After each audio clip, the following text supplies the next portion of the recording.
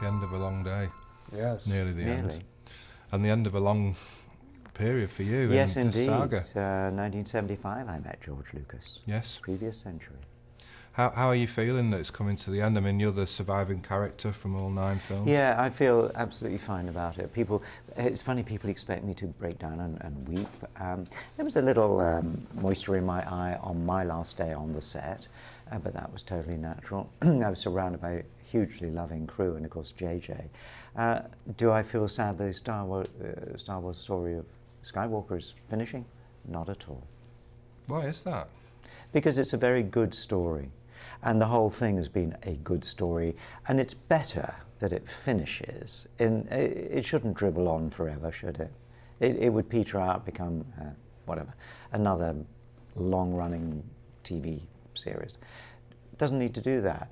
There's other stories to tell, which other people will tell, but right now this is such a good film to end on that I think people will be satisfied and ready to look somewhere else. Yes, I read that you gave a speech to the cast and crew on your final day on set.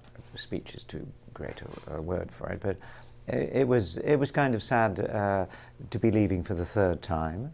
You know, think about that. But really, it was a message of thanks to people for their affection, the crew, the wonderful, inventive, creative crew, for their support and their patience.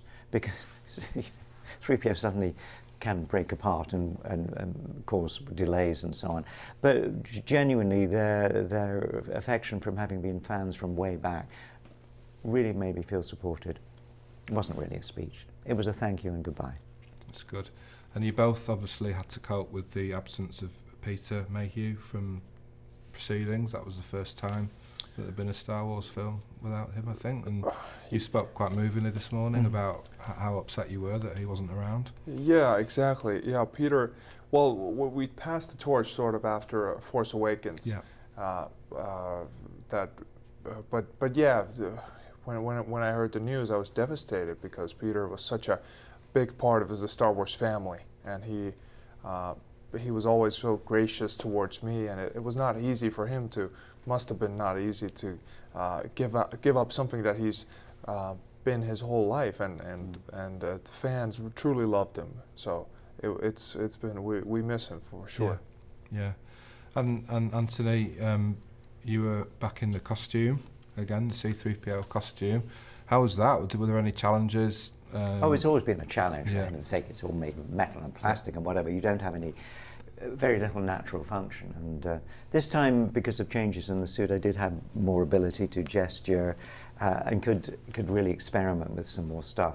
But the old challenges were there of not bumping into the things, trying to show emotion through a face that actually doesn't move in any real way. And the great thing was, last night watching the film, I did make myself laugh at one point.